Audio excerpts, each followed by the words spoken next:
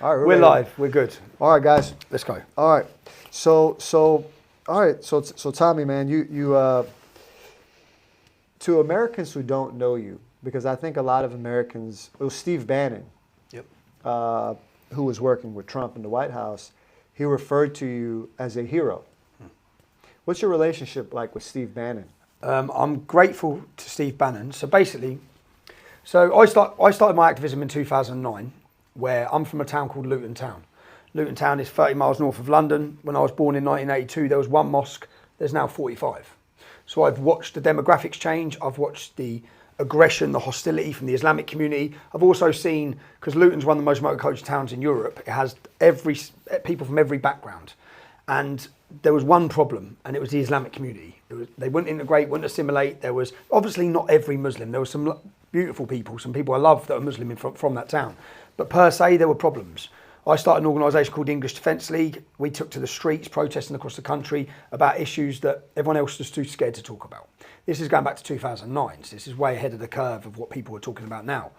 We started warning the public about things, and my first interaction came with Steve Bannon when I was imprisoned in 2017.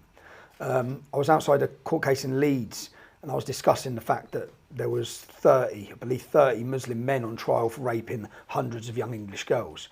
I was taken from outside the court case for reporting, and I was sentenced to 13 months in prison within 2 hours. The judge pulled me in, said, "Get him in here." I said, "How do you feel about your verdict?" As the rapists are walking into court. And the judge took me inside and just sent me straight to jail for 13 months. And once he sent me to jail, he put a reporting restriction on anyone knowing I was in jail. Now this blew up because Americans could report, Australians could report, because I was just taken off the streets and to the British public, I'd gone missing. Where is it? We've seen him be arrested. What's going on? And no one was allowed to report. The judge was stopping the press from reporting. So then it became knowledgeable that I was given 13 months in jail. There was then a movement started to free me. It's called it was a Free Tommy movement. 600,000 people signed a petition to the British government to say I needed to be released from jail. 30,000 people marched on Parliament. Protests went from America to Australia, Germany, every country in Europe. Politicians began speaking out. Trump's, I think was it Brownback, the ambassador to the UK, Donald Trump got him to pressure the British government. And Steve Bannon spoke up on my behalf a lot of that time. And whilst I was in jail, Steve Bannon was in the UK and he was on a radio show and he declared then that I was a hero. And he got in a big argument with Nigel Farage because he said that they were dismissing me because of my class. Basically, it was along those lines. We have a class issue in the UK. If you're from a poorer background or you speak a certain way or didn't go to the top schools, they seem to think your opinion doesn't matter. And if you say certain things, they like to deem it as a racist or extremist. So that's my relationship with Steve. I admire Steve Bannon. I admire his intelligence, his planning, his attempts to save America. So yeah, this week, our ex-Prime Minister was on Steve Bannon's show in America, and they were talking about Rochdale. Rochdale's a town in the UK. And Rochdale's there's an election there this week, and they believe that Islamic extremist groups and its supporters of Islamist ideology will win that election. Now, that in that same town, we had hundreds of young girls kidnapped and taken by Muslim rape gangs. There's been a big report on it recently. And the whole discussion about the election is about Gaza. It's not about the English girls that have been raped. And Steve Bannon was talking to Liz Truss, our politician, about that. And at which point, when she spoke about Rochdale, he said, "Rochdale, is that not the town where Tommy Robinson and heroes like him stood up against the rapists?" That's all he said. And then, and there's been calls for her to be kicked out of Parliament because she didn't criticise me. So, but yeah, that's my relationship with Steve Bannon. I admire him. I respect him. As a British person, when you see what's happening in the United States with Donald Trump and all the litigation, the lawfare, what do you think about that? Because you have your own issues here with lawfare, is that right? Yes, totally. Everything we have here, it's happened here before it's happened there. Yeah. So in 2010, after I started the organisation called the English Defence League, I realised the problems that are embedded in every town and city in this country, and those problems come from open border immigration, and they're real problems, and they're really going to affect your country.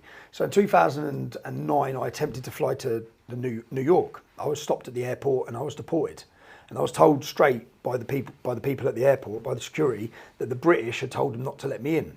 Now I felt I had a very important message to give the United States of America, as I said, I'm not talking about things I've read. I was born in Luton. I've seen the demographical change. I've seen the effects. I know Americans talk a lot about their immigration from Mexico. You ain't seen nothing. Like, you really need to brace yourselves for Islamic immigration. So I come to America then in 2010. I illegally entered America.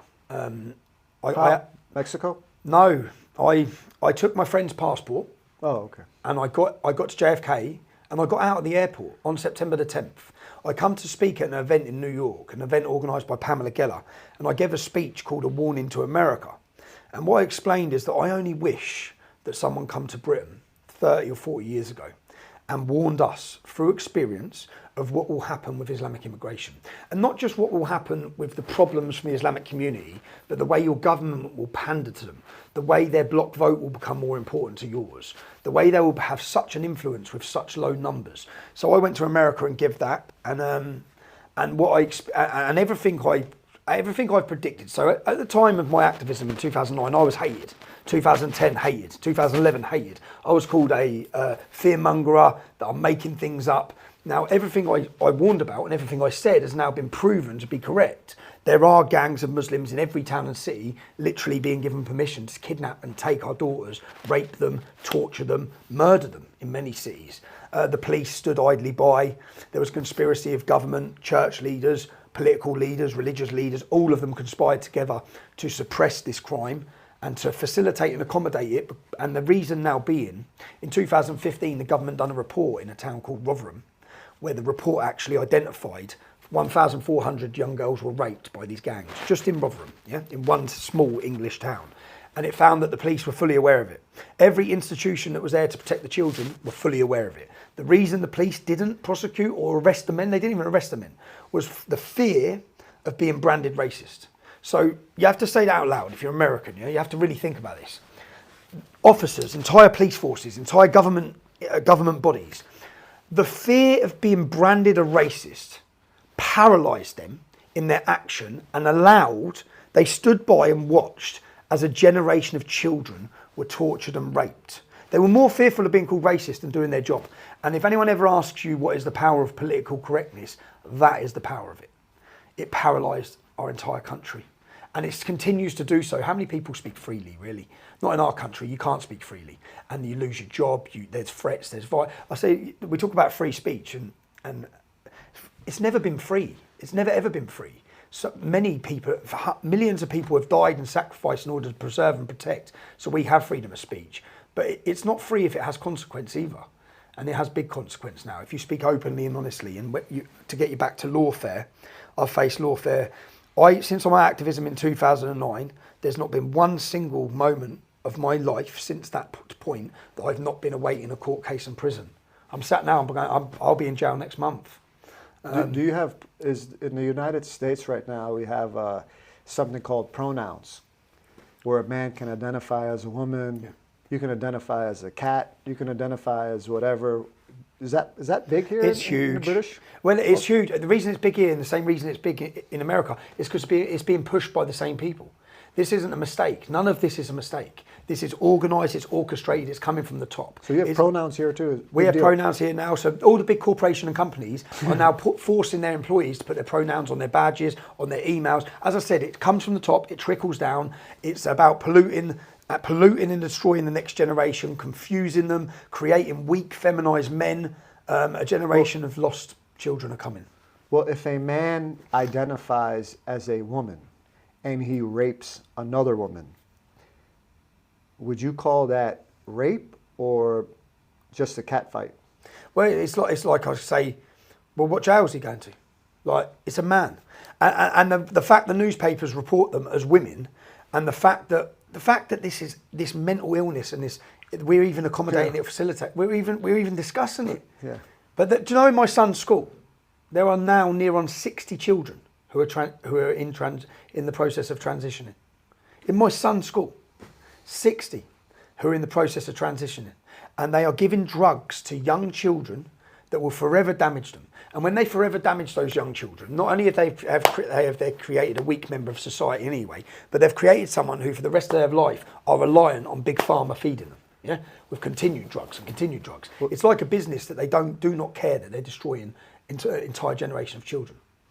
Tommy, as someone who's the voice of England, I mean, we were just eating, and like, you know, just in that short period, we were sitting down together. Several people kept coming up, and they really, you know, they respect you. You know, I could feel that.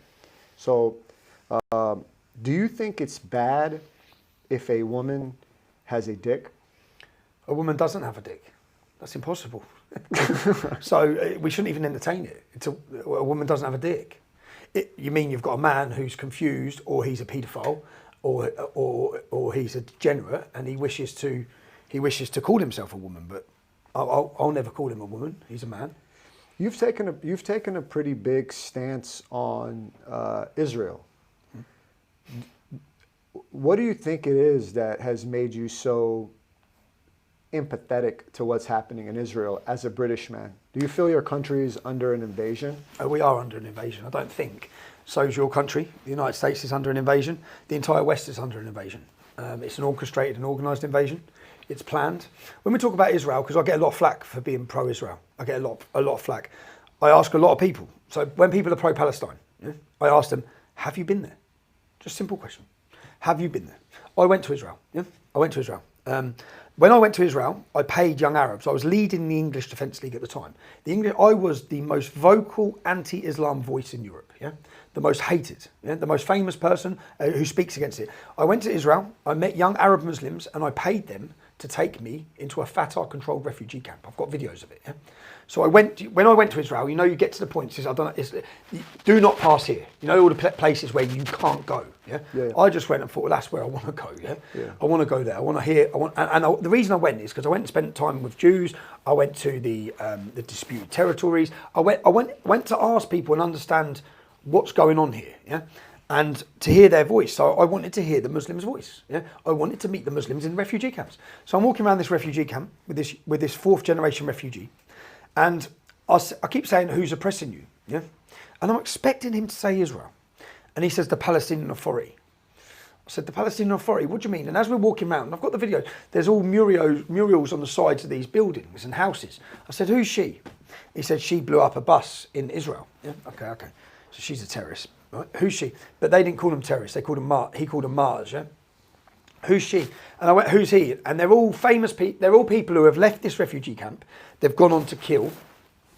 And he corrected me because he said, so basically the Palestinian Authority give a lifetime wage to anyone who comes out of Palestine and kills an Israeli. I don't know if you're aware of this. Yeah.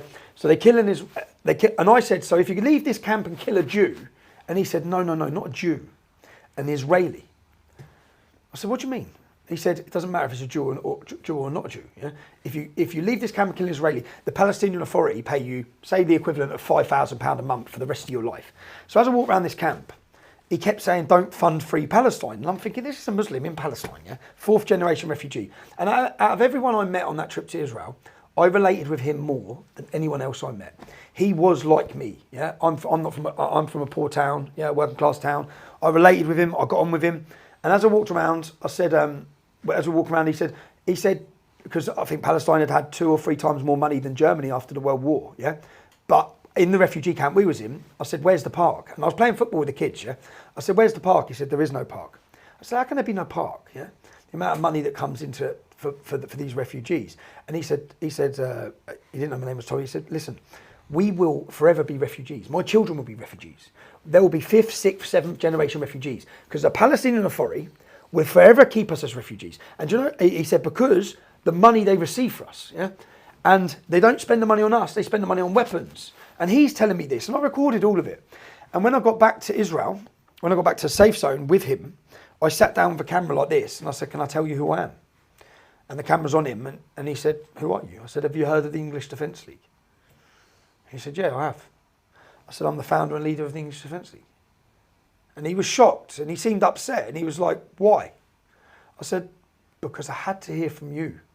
And what I've heard from you is you're not oppressed from Israel. You're angry with the Palestinian Authority, your own government. Yeah? And I said, and you've corrected me on lots of things which I was not aware of. So I went there and I listened and I learned and I spent time. I spent time with another lady, Kay Wilson. She was a British lady who, there was a terrorist attack. They macheted her up there. They killed the other girl with her. The Jewish girl got murdered and killed. No, a Christian woman got murdered and killed, and Kay they butchered as well. So I spent time with her. I stayed with her for days. I went to the border. I was on the Golan Heights, and I asked Arabs. That's a beautiful area. I was on the Golan Heights, but it's when the war was going on. So bombs are going off. We were watching the bombs go off in Syria. Yeah. And every Muslim I met, I asked him, I said, are you oppressed, bro? Like, tell me. And he just laughed, yeah. And he said, brother, I said, yeah, he goes, I've got everything I want in Israel. He said, I pray 5 times a day, yeah. He said, I pray 5 times a day. I go to my mosque, yeah. He said, where do you think I want to be in Syria? He pointed over to where the war was going on. He goes, many people don't realize I love Israel. My family was from Jerusalem. yeah. But I also have Iranian family. My family in Iran fled Iran to come to the United States.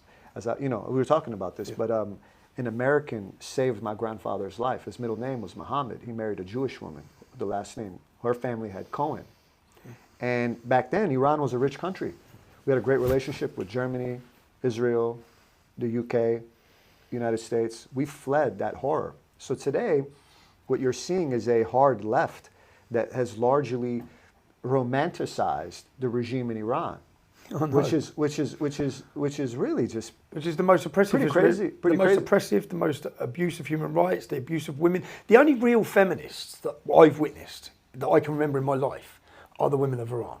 That when we talk about feminism, these women are taking their headscarves off and getting killed and murdered and imprisoned, and they're still taking their headscarves off, and they're still coming out. And whilst they're coming out, they're getting the so-called feminists over here, third wave feminism, are condemning anyone. Third wave feminism, yeah. Me and my they're condemning anyone for talking out.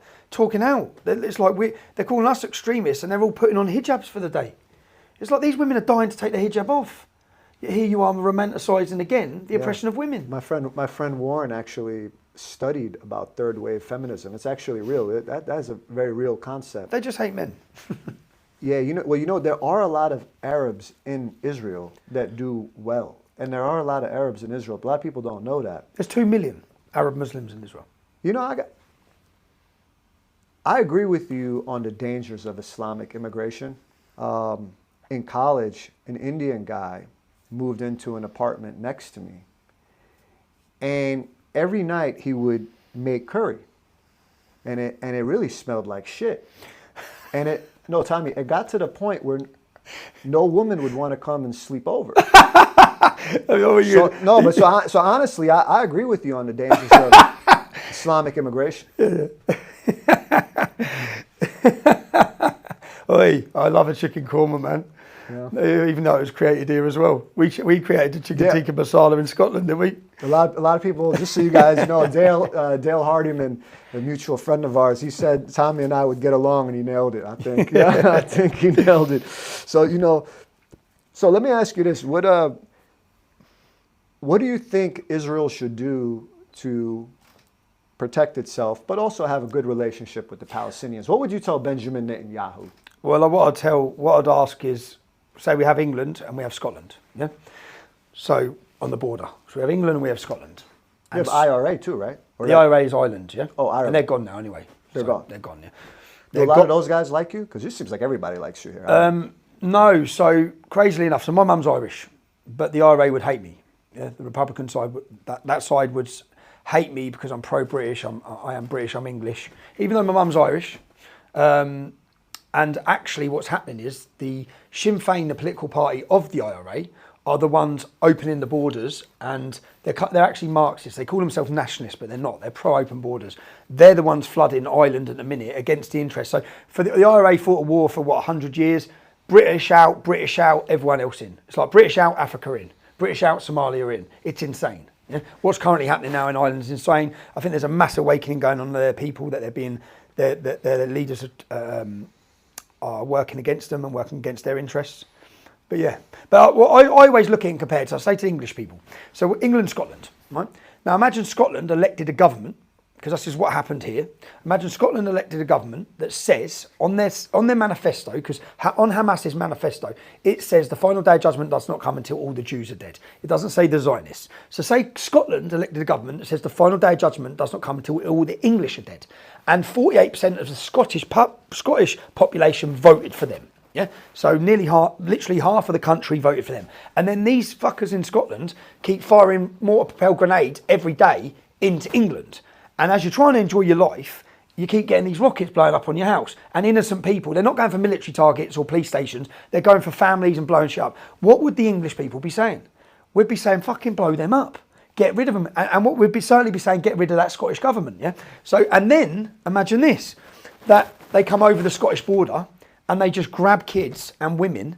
They murder 1,400 people in one day. This is the government of Scotland, yeah? Then they go back to Scotland and then say, whoa, ceasefire. It's like, fuck off. There is no ceasefire. We're going to fucking get every one of you. That's what we'd be telling our government. Our army would be saying, go in there and hunt down every fucking one of them.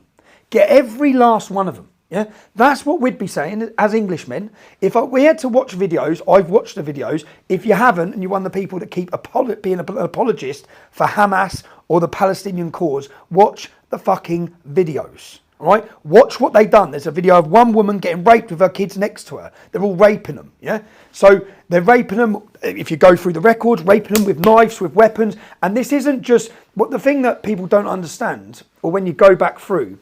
I've spoke about this since 2009, yeah? I said in interviews in 2010, if Israel falls, we all fall. That's what's going to happen here, yeah? In the UK, do you have a lot of Israelis or Japanese or Koreans that immigrate here and rape the women? None, per se, none. Have you heard of it? When's the last situation in the news you heard of a Korean, Chinese, Japanese, or an Israeli raping a British woman? No, they haven't. So the figures are Muslim men make up 2% of the British population. Yeah, they are responsible for 90% of the convictions of gang rape. 2% responsible for 90%. 30% of the men convicted for gang rapes of young children are called Mohammed. 30%. So again, you're not allowed to ask these questions. Why are the Sikhs not doing it? Why are the Hindus not doing it? Why are the Jews not doing it? Why is it this group? And then if you want to go through each attack, so we can look at what's just happened with Palestine.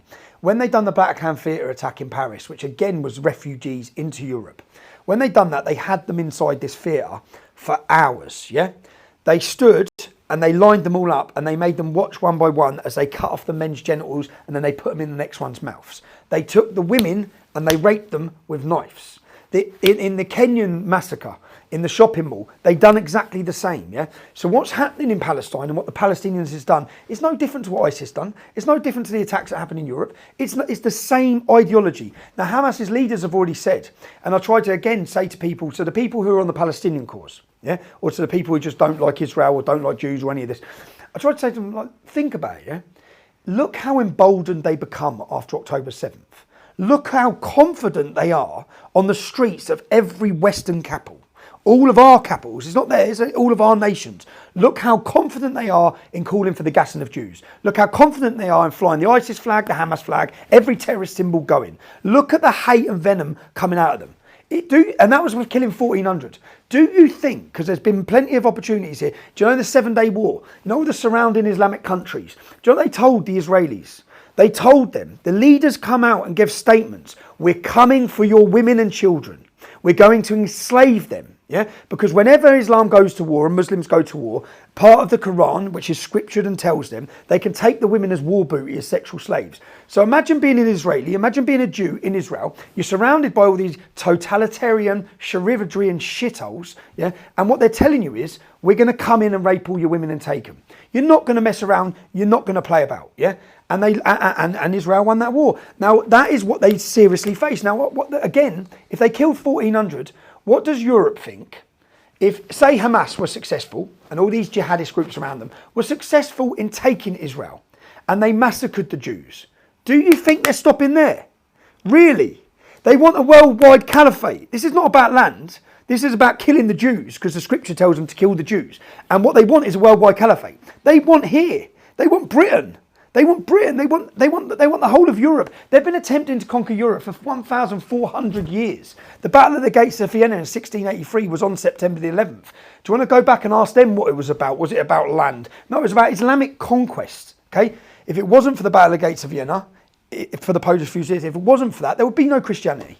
It would have been wiped out. So there's so many battles, so many things we can learn from history, and this is just another part of history where Islam is trying to conquer. And what we're witnessing, I said, this isn't about land, this is jihad. And it's backed up by what Hamas leaders said straight after October 7th. The Christians are getting it next. First the Jews, then the Christians. That's not me saying it. That's what they said. First the Jews, then the Christians. Do you think that the Muslims in general do a better job at putting respect on their faith that Christians don't? Yeah, Islam, you have to. I've said, look, I speak negatively a lot of the time. I speak out against problems within Islam, but you do have to simply admire the strength and the unwillingness to bend. Yeah. They will not budge at all. And I'll give you an example of a story on this, yeah? So when I set up the English Defence League, I was invited by the Bishop of Pontefract. So this is under the Queen, we have the bishops who are part of the whole Church of England. They contact us and said, we want to sit around the table in a secret meeting with the leaders of the Deobandi sect of Islam, because MI5 predict that the Deobandis will control Great Britain. Yeah, the Deobandi sect, which is a very conservative sect of Islam, will be the main dominant sect of Islam in the UK. So the Muslim mullah that we met speaks at the Golden Dome Mosque in Israel. Yeah, so we went for this meeting. And I just speak frank. So when we went for this meeting, it was to, what's wrong? What's the problem? So I'll tell you the problem. Don't worry. Yeah, I'll tell you every problem. But then the leader of the church, the Bishop of Pontefract, his name was Tom Robinson as well.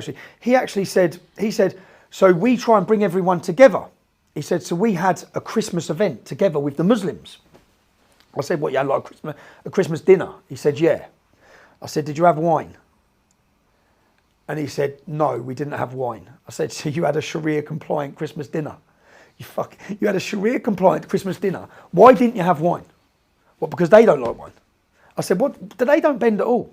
They will not bend at all. Yeah, you're bending, you're changing your culture, you're changing your laws, you're changing your country's identity. You're bending everything, you're sacrificing everything, whilst Islam just goes full steam ahead. Because they ain't going to move. And on the whole LGBTQ plus alphabet mafia, yeah. On that, like, you have to respect. And again, some people could watch what I say and believe. I do have very strong opinions about the Islamisation of Europe. I believe we need to stop it. It has to be stopped. It's the most important battle we have. Yeah.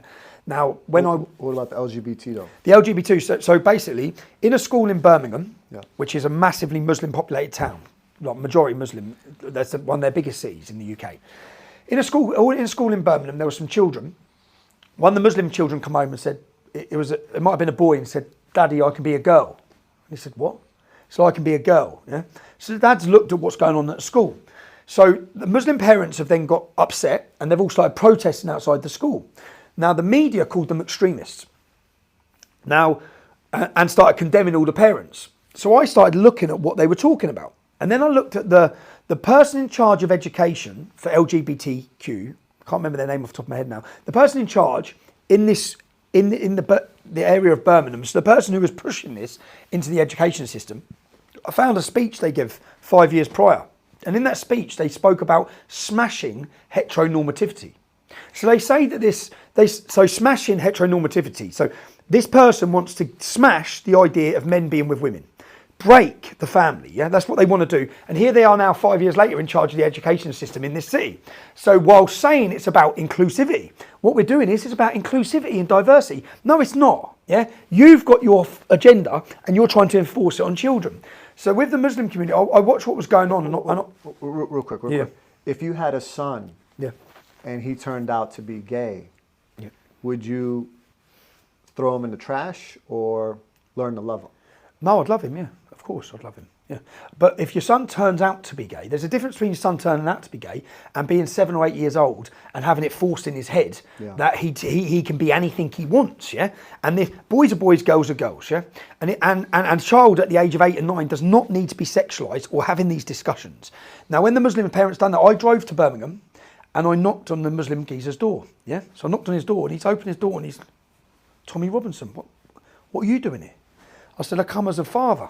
I'm here as a father, yeah? I've watched everything you've said, bro, and I agree with everything you're saying, yeah? And at the minute you're being pigeonholed as extremist Muslims, yeah?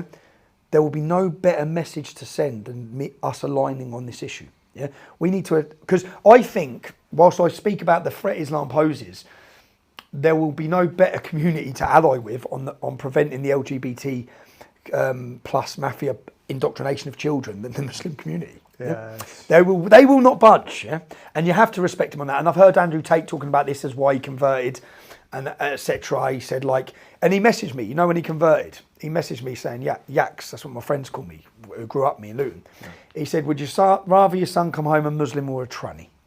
That's what he said.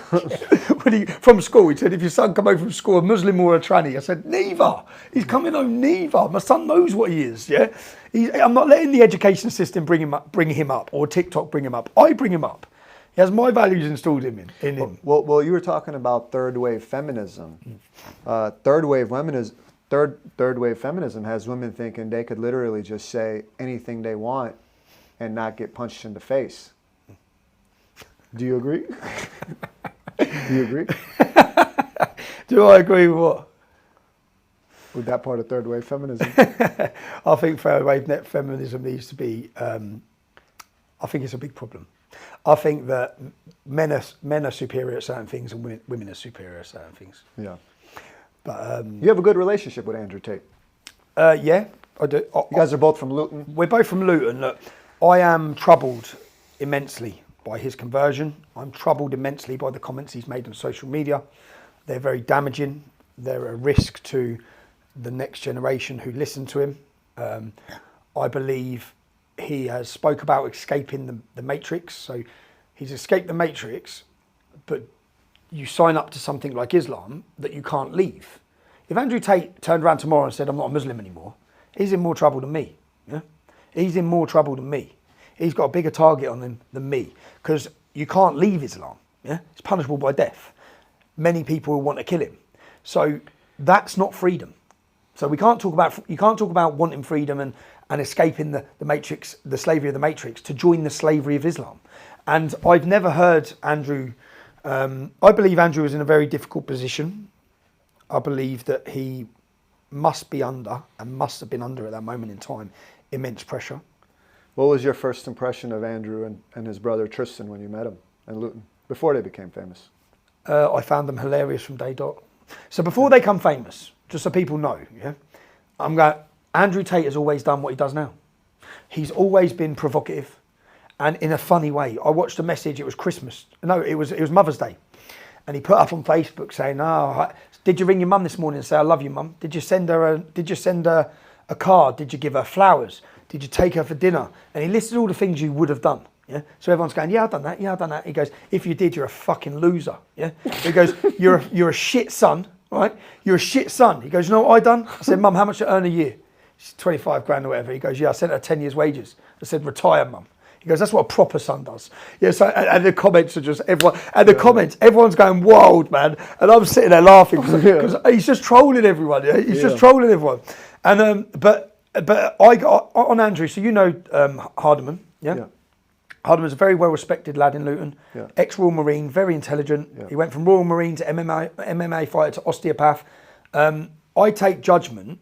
So I didn't know Andrew Tate like this, yeah, but I knew the people around him like this. Yeah. Aidan Patslidis, who also went to that gym, lots of lads who went to the Storm Fighting gym, who I believe I know them. They're great lads, and no one has had nothing negative to say about Andrew Tate until this until he's become so big, and then there's lots of people that are slacking him and slaying him. But I mean, around the town. No, there was no one who said nothing negative about him. You think the whole situation in Romania is a fraud? I think, and I know that certain things that are being said about him.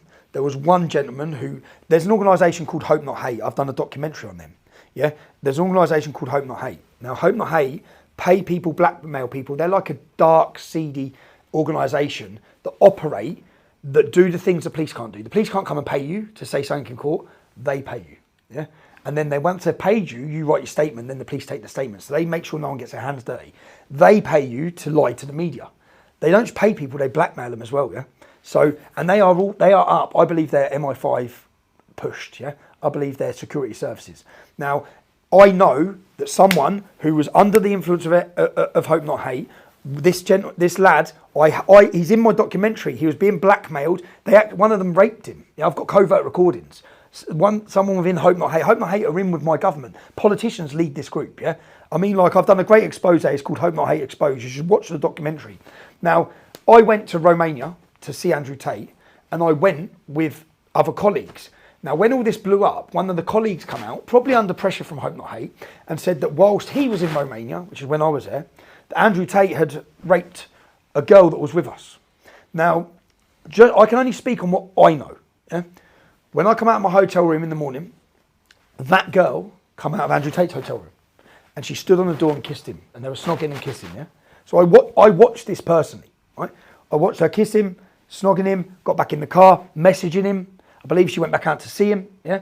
And then now when this all blew up, I believe she was being put in as one of the people who's been raped. It's like, I was there. I saw that. So when this story come out, if I know that's a lie, yeah, and I made a documentary called Panodrama. I haven't been with Andrew Tate 24 hours a day. No one can sit and say about anyone else that they know 1,000,000% everything about their life, yeah. But I know that was a lie. I done a documentary called Panodrama, where Panorama is an investigative documentary from the BBC. It's their flagship program. I found out they were working on a film to take me down, so I sent a girl undercover into Panorama. The lead journalist within Panorama's name was John Sweeney. I got him on camera. Yeah? I told the girl to go in and say she had a conversation between me and her recorded where I'm aggressive and swearing at her. Yeah? And it's an argument about something to do with work. He tells her that they're creating a sexual thing against me and that he can take this recording. I've got it all on record. I've got him on camera saying it. Yeah, we can take that. And she says, yeah, but I say this. And he says, we can clip that out. Don't worry, we can clip that out. He goes, we can make this into a sexual thing. They're trying to make me into a Harvey Weinstein. They were, and they'd put that on TV. Now that would have destroyed my life. It would have destroyed my family life. So I know the lengths that they were going to and the corruption there was to destroy me because they were worried about my influence. Now Andrew Tate's level of influence suppressed anyone else's in the world at that moment in time. Was he upsetting people? Yeah. These NGOs, these government organisations have worked for 30, 40 years to weaken men, to create a generation of absolute feminised pussies. And along comes Andrew Tate telling all the kids to get in the gym and be strong men and be powerful and get fighting and be ready. And he would have ruffled a lot of feathers. So with that, do I believe what I was being told? I said to my supporters, question everything. You know what they've done to me, but a lot of my supporters would now despise Andrew Tate. I mean, when you look at what... It was difficult.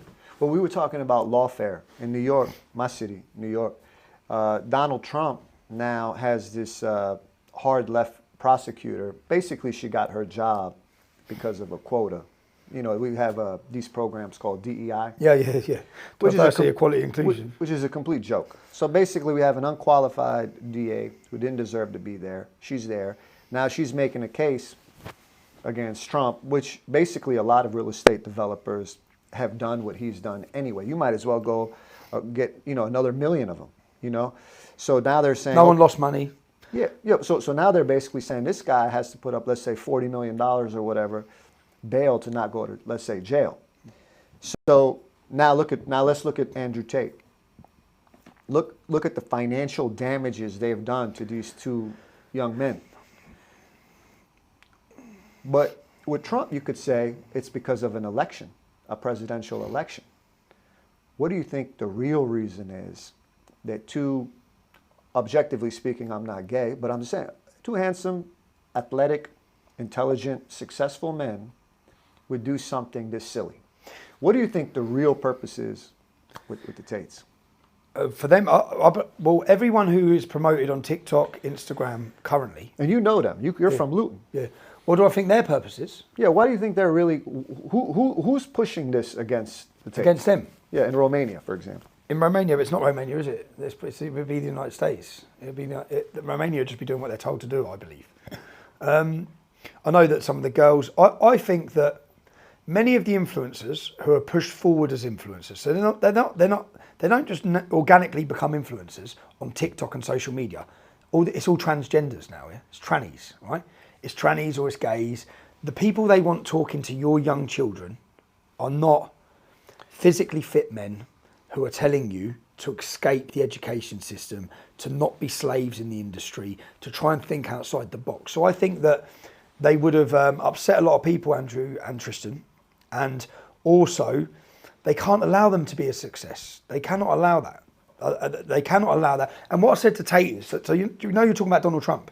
So when I set up the English Defence League in 2009, they got warrants and they went for every single member of my family's finances.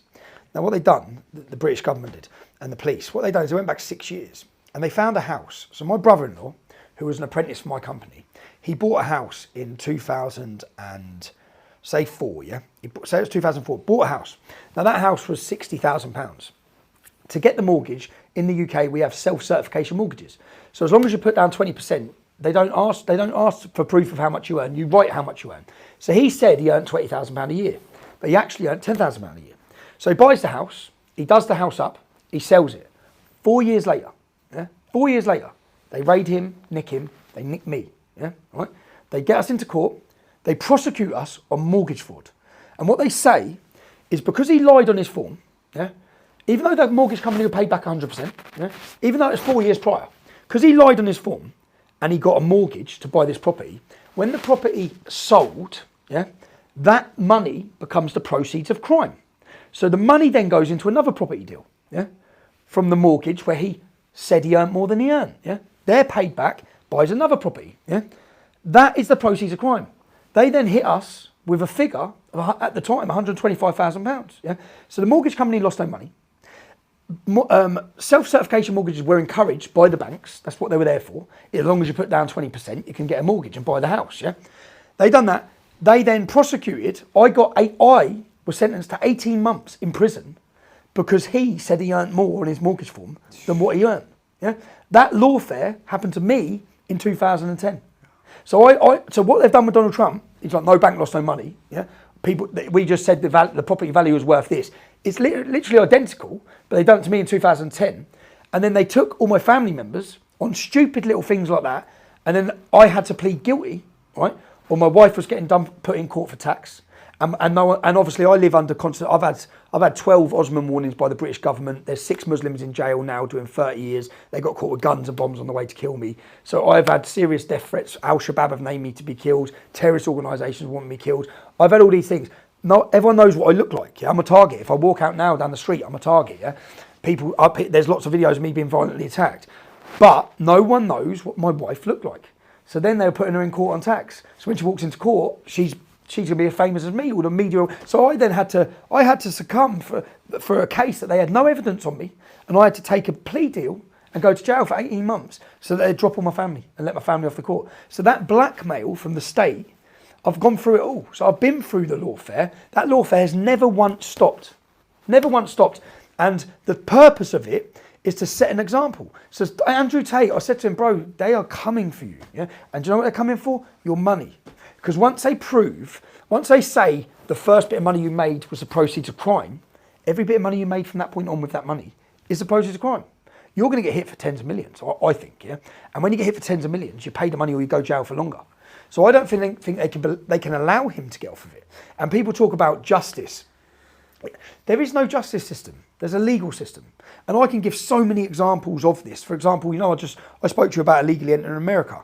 When I legally entered America, I got 10 months in prison. I spent 22 weeks on solitary confinement for 2 days in New York. Yeah, 2 fucking days. If I'd have known that, I'd have stayed there for months, right? But I come back to the UK. I was arrested on the motorway by the British police. The Americans didn't want to prosecute me. They held me straight on remand. So they put me on remand. So I used my friend's passport to go to America, 22 weeks on solitary confinement. A girl twice used her sister's and then another passport to try and leave the UK to join ISIS. She didn't even get done. She didn't even get done. All the terrorists have come into our country, Abu Qatada, come into our country on a fake passport. Didn't get done. So when they want to manipulate the law or the sentencing, if you've got a target on you, like Donald Trump has, like Andrew Tate has, like Russell Brand has, when you've got a target on you, they can manoeuvre that law any way they want. They can change the context of what you've said or done. They've actually done this. I'm in the new documentary. I'll have a documentary out in 3 or 4 weeks called Lawfare. Lawfare, the British police state, where I am going to, was it Dame Victoria Sharp? I think that was her name. She was the first female lead judge of the Old Bailey. I am going to humiliate her. Yeah? You are going to get to see that she is a liar, she's corrupt, she lied to you all about... So they sent me back to jail on another grooming offence. I was reporting on grooming. You know the case where I said they locked me up for 13 months? It went to appeal. So after 12 weeks of solitary confinement, it got before a judge. Everything they done was unlawful.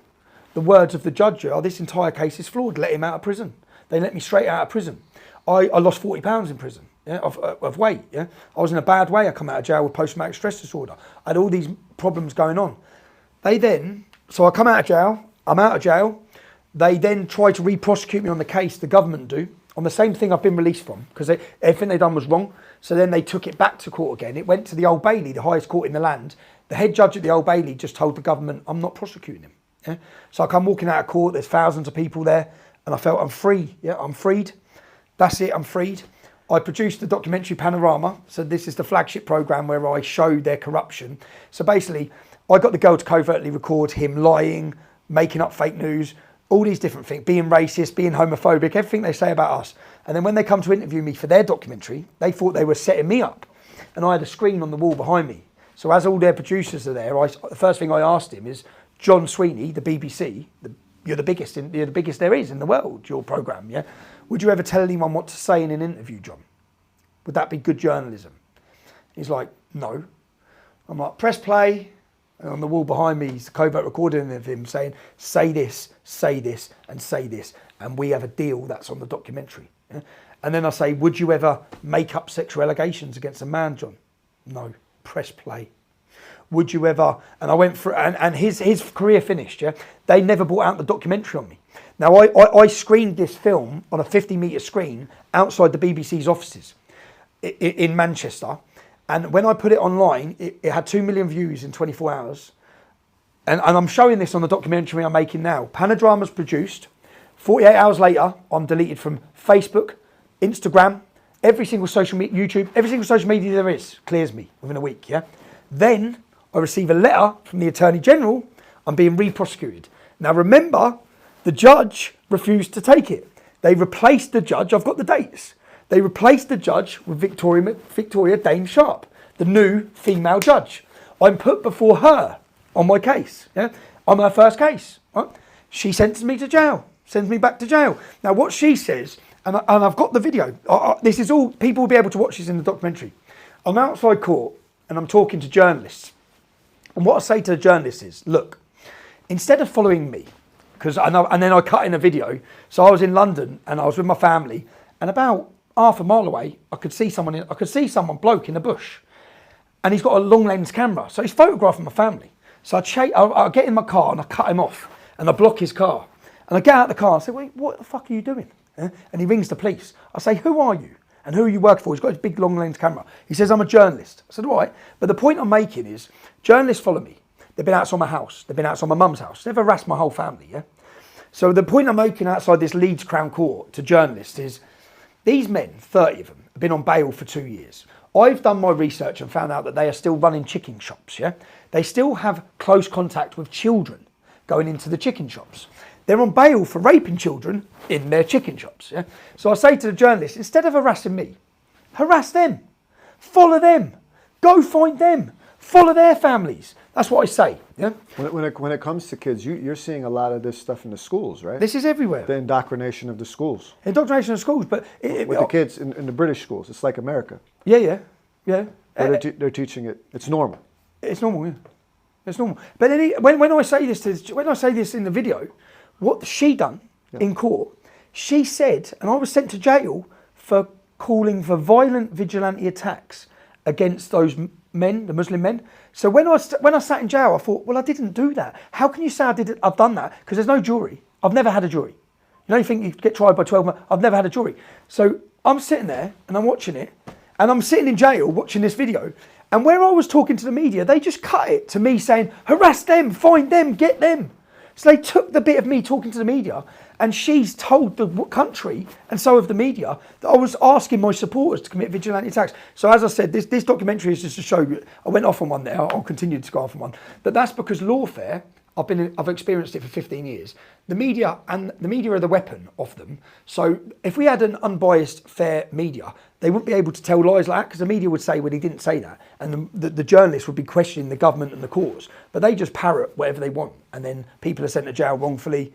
As I said, I'll be in jail by the end of March again. I mean, speaking of the gay people and the trannies, the grooming and stuff like that. There's a lot of gay people here in the UK. Being from the UK yourself, are you afraid that some of that UK gayness is in your genes? It's in my genes. It's in your genes. We met earlier in the gay bar, didn't we? Yeah. No, but when I come to meet him, he's in the gay bar. No, but I'm just saying, no. I've spun that one on you, and I. No, but honestly, aren't you? Do you know when I got out? But honestly, are you afraid that that your kids might be born with the virus? What virus? The UK gayness. The UK gayness. No, I'm not afraid of that. Right. My kids are 12, 14, 16. They're certainly not gay. Oh, you're right. Yeah. Well, you got a tough dad. Do you know if I go out clubbing? I don't go out clubbing anymore. I'm 41. But or 40. When I was leading the English Defence League, when I went out, I just went to gay clubs. Do you know why? Why? Because there was no Muslims in them.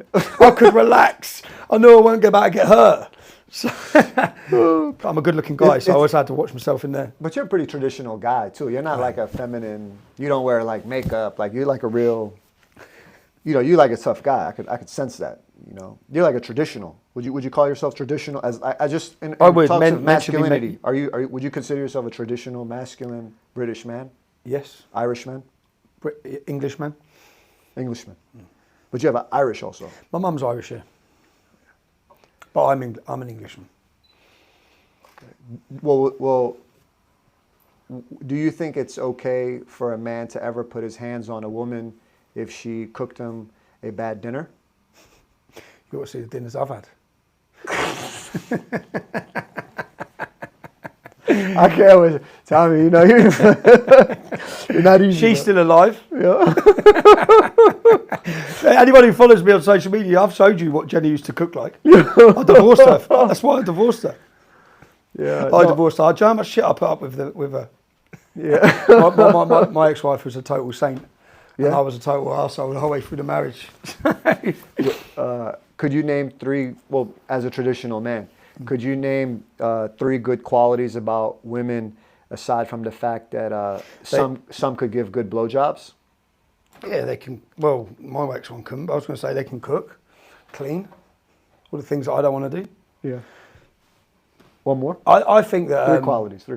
Three qualities? Yeah. Use us two. Yeah, that's all there is.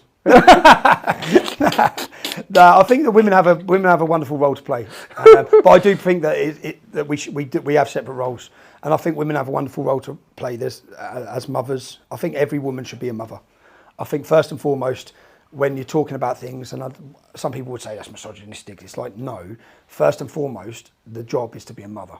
Yeah? My mum made sure that she didn't work. I don't think we should be encouraging women that all of them have to work every hour under the sun.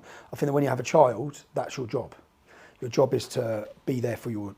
And I know people say, how can they afford to do that? Well, society's pushed that on purpose because they want the state to bring your children up. I don't think we should be embarrassed at saying that mum should be with the children.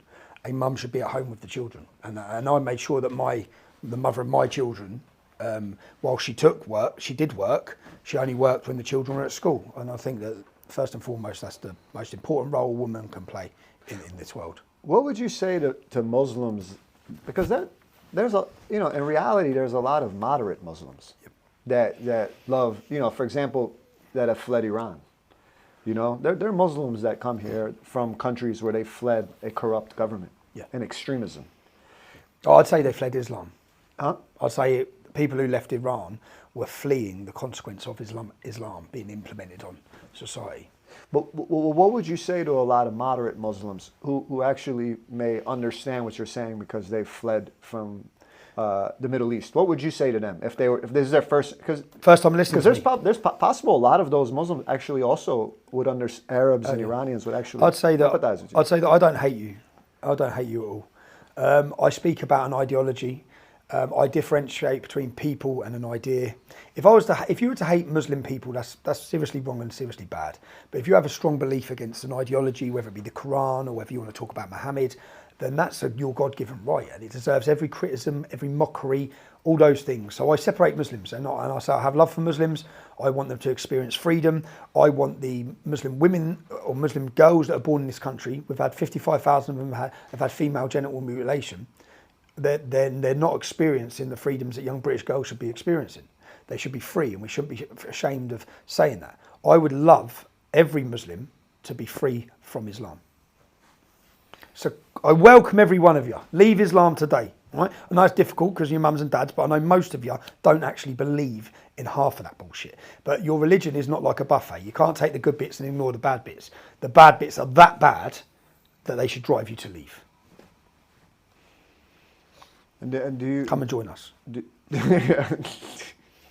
Well, so the leader of the UK, like in Germany, it's Chancellor, in America, it's the President. What's the leader called here in the UK? Rishi Sunak, Prime Minister. Prime Minister, yeah. So the Prime Minister, Rishi, right? Rishi, yeah. Yeah, he spoke about you like a week ago. 2 days ago. No, was it yesterday? Was it yesterday? No, yesterday. Does he take a? He's Indian, correct? Yep, he's Indian background. Indian background, yeah. And does he? But he's like a globalist, man. His parents are his missus' parents are billionaires. Like he's very far detached from the life we're from. Do you view him as someone who loves British culture, or does he want to make this, great India?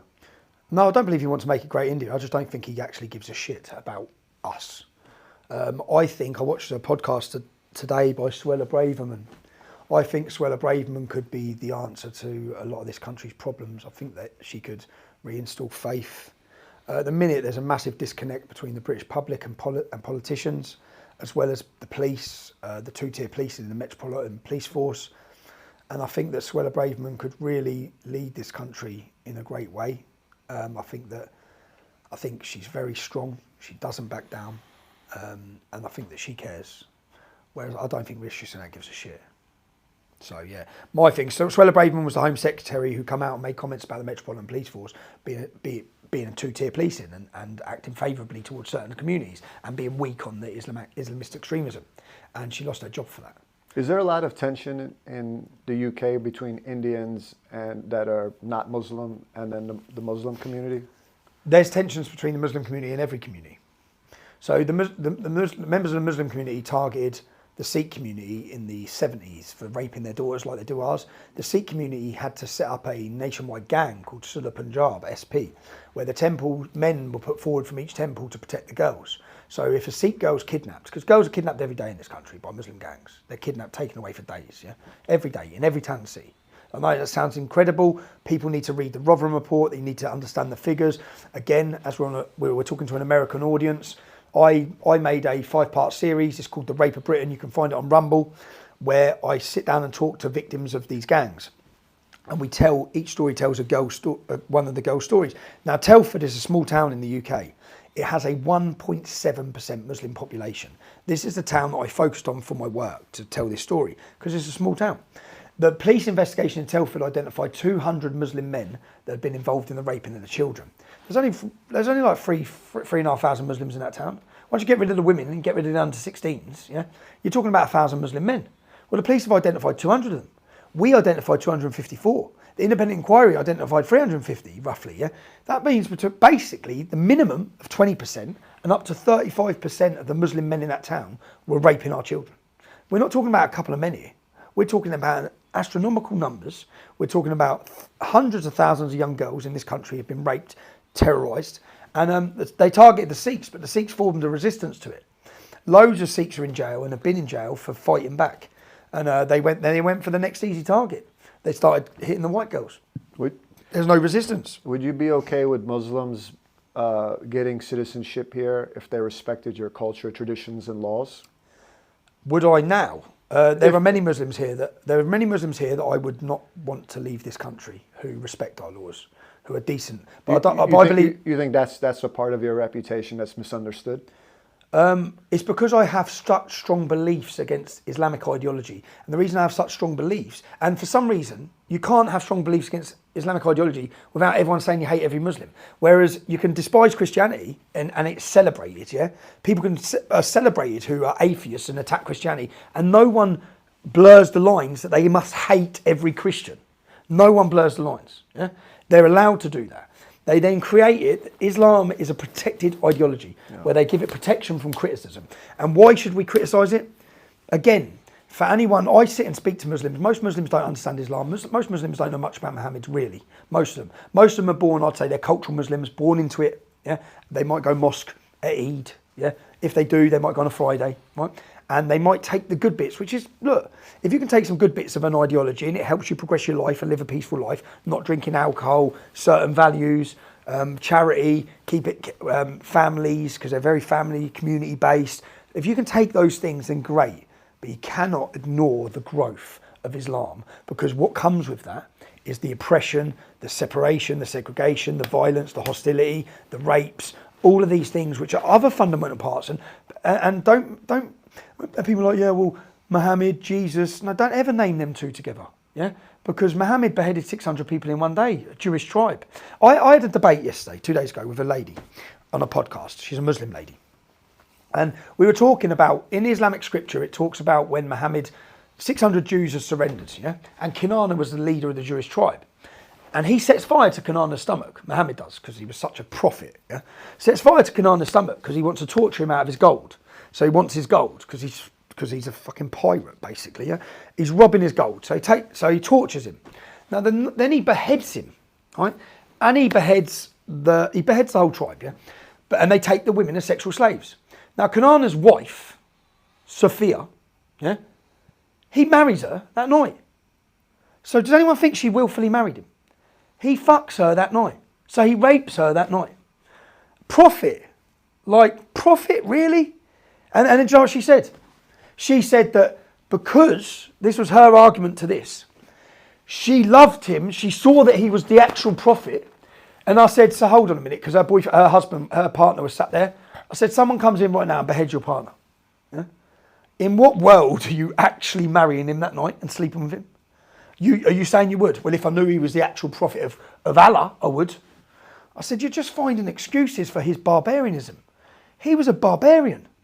He was a warlord. He was a pirate. He was a thief. He was everything that's immoral in the world. He had married a 6-year-old. He had raped her when she was 9. This is not a good man. Yeah.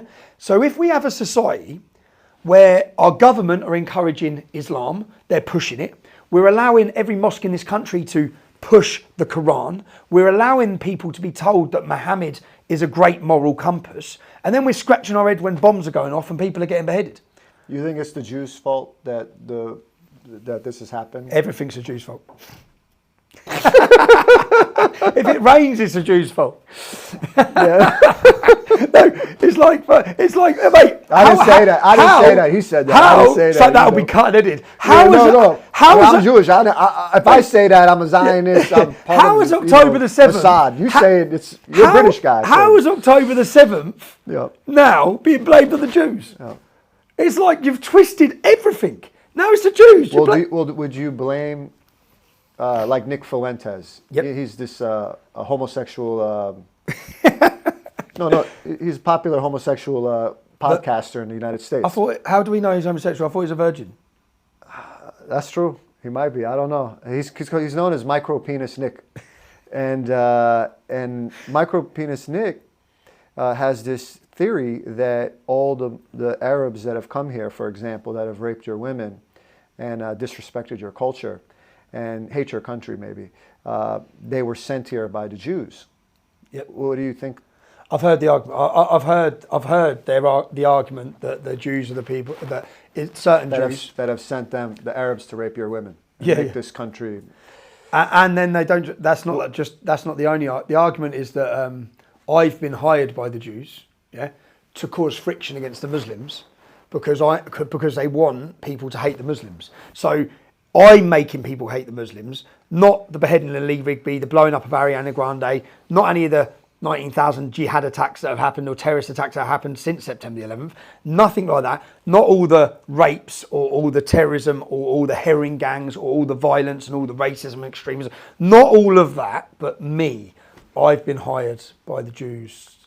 Yeah. I mean, that's crazy. You know, Tommy, honestly, I think, like, as I've gotten to know you even outside of the camera, you're actually a pretty reasonable person. And I would say to any of the Muslims that are watching, I don't view him as a bigot. You know, I am Jewish. I have Muslims in my family. My grandfather's name was Muhammad. I don't view him as a bigot. I think he has really firm views on another faith, and he doesn't need to agree with you on your faith. You don't need to agree with him on his faith. I think he's just a man that wants his country respected. I think he's a man that wants his laws, culture, and tradition respected. If you're in Germany, my wife is German, and you're in Germany and you hate German culture, but you came from Syria to Germany just to take all the resources and hate their culture, their tradition, not respect their law, disregard their women, of course you're not going to be welcomed. You know? Whereas a lot of Iranians that left Iran, that are also Muslim, they come to the West and they're very appreciative because they've seen how oppressive and nasty those regimes are. All the ones wanting Sharia law. 40% of British Muslims want Sharia law. 40%. 40% of British Muslims want Sharia law. 40,000 British Muslims on a terror watch list. I mean, right now in Iran, you have Iranian women that are fighting for freedom, man. You know? I don't think... And then you have women here wanting to give freedom away. We have never... It's like... And all the people wanting Sharia law have never lived under it. Well, go live under it. You seem like you're very, like, I would say, emotionally intelligent. So I want to test you on your emotional intelligence. Yeah, well, go on. All right. It's not going to be about gayness again, is it? No, I mean, no. I want to test your emotional intelligence and prove to the world that you're actually a good man. Go on. So, please be serious, all right? But, okay, so do an emotional test to prove that you're a good man. If a woman makes you coffee the wrong way, what do you do? Hold on. A, punch her in the chin. B, make her sleep outside that night. C, break up with her. Or D, tell her as long as she sucks you off, there's no problem. Can I take the Islamic perspective on this? Surah 4 verse... How did I go to that? Surah 4, I think it's Surah 4 verse 24. It says, if the woman does not obey you, then speak to her. Yeah? Then, this is what it says in the Quran. Yeah? Again, I'll just get my Islamic perspective in. Then it says, if she doesn't make it, so say your wife, mate, say this example, she's giving me a shit coffee and I'm a Muslim, yeah? I'll open up the Quran, I'll go to 424, and it says, if she doesn't obey you and she's done something wrong, talk to her. So I'll try and talk to her. If that doesn't work, do not pleasure her in the bedroom, so don't fuck her, yeah? And if that doesn't work, the words in the Quran say, beat her. So, no, if I was following Islam and she made me a shit coffee, I'd probably beat her up. But I don't follow Islam. I believe in equality and I believe in women's rights and I would never hit a woman. So, but I don't drink coffee either. So if she made me hit a shit hot chocolate, we'd be going down a different route. It'd be a whole another ball game. But well, the answer is D, and that's actually what was D? What was D? Well, that's Alpha King rule number 618, which is most issues with women can be handled with a blowjob. But now in 2024, is it you giving her a blowjob or her giving you a blowjob? Huh? D was tell her as long as she can suck you off, there's no problem. Yeah, man. So we've covered quite a few things here. We've covered quite a few things here. Just is there any questions in the chat? I mean, we could ask. How's the chat look? Let me have a look. So someone says it's shaking too much. Who, me? No, I think the camera was shaking too much. Was that me shaking? Someone keeps kicking the camera or something. That must's probably my feet down here. Because that's probably me. Camera, yeah. Oh, okay, yeah. Oh, was it you? No, it was you. Don't blame me, bro. All right, so we can answer some questions here. Go on then. Q&A. Let's see. Did you eat? What'd you have? Cajun chicken. Was it good? It was alright. The chips were nice. Were they? I didn't have chips. I just had vegetables. Yeah. I did have veg as well. Just meat and veg. All right, so the Royal Drop Short says, blame the politicians. Getting women out to work was part of their growth agenda. Of course, because they want double the amount of tax. That's what it's about. They don't just want double the amount of tax. They want to bring your children up. They want you working every hour under the sun so you don't have a positive influence in your kid's life. So they get to indoctrinate your child to tell them that they can be a girl or a boy when they can't. They get to put rainbows all over the school, and then they get to tell your child what's right and wrong rather than you doing it. So as I said, I believe, not saying a woman's place. I think I said to my daughter the other day, the way she looked at me, she was talking about work and that. I said, well, you only work till you have a kid anyway. Because once you have a kid, you're a mum. You didn't need to be a mum. Most important thing. And you have a documentary out now, right? You had a big documentary in the United States called Silenced that got you quite a bit of attention, respect. It was, I think, it was premiered at a cinema. I think General Flynn made some great comments about it. Lots of people made some great comments about it. That film, I actually was given an injunction, so I'm not allowed to put that film out. I'm awaiting now 2 years in prison for that. So I was contacted again. That's separate to the thing I'm in court for next month. So basically, there was a story in the UK, in the media, that said a Syrian refugee was waterboarded and racially bullied. Now, I got told, I'll gloss over it. I got told it was a lie. We're being lied to. Parents contacted me from the school. I made a video saying, look, the media are lying to you. This news story went worldwide. The whole thing was a lie. I then wore a covert camera and I went knocking on school teachers' doors, and I found out that the school teachers were paid to lie, and I got them all on camera saying, Tommy, they paid us. Yeah, one teacher got £18,000. They bought their silence so they could push this lie. And what became apparent is because this lie pushed open border immigration, it made the Syrian refugee a victim. It made the English children white racists. You had to reverse the whole story. The whole thing was a lie. I then went to court. They prosecuted me. They bankrupted me for £1.6 million for this. Yeah, wow. They bankrupted me for the whole thing is in the film. So I made a film about it. I produced all the covert recordings to the judge that proved my innocence, proved what I said was true. Like I said, the Syrian refugee threatened to stab someone, and I said he beats up girls. What we find out from the school records are he gets caught with a knife and screwdriver in school. He stabbed another pupil. The teacher used the word stabbed. I get the pupil on camera. He drew blood. He beat another child up. He spat at another girl. He attacked another girl with a hockey stick. So I got done for defaming him when what I said was actually less than what he's actually done. Yeah, but I didn't get done by a jury. I got done by a judge. Now, when I produced all these covert recordings that totally proved the case, the judge listed all the covert recordings and gave me a legal injunction that if they're ever released, I get 2 years in jail. Wow. So the film was leaked in the United States. So I didn't put the film out. It was leaked in the United States. And my government contacted me, my lawyers, in November, just gone, for legal response to what's my response to the accusations, and that they're looking at prosecuting me for contempt of court. So I will be put before a judge when they get round to it, and I'll probably get 2 years in jail for that. 1982, Sturgis asks, did you meet Trump? I didn't meet Trump. I'd love to meet Trump. I hope one day to meet Trump. Yeah. Well, Tommy asks, will Tommy join Britain first and stand? So, I believe my role is in media.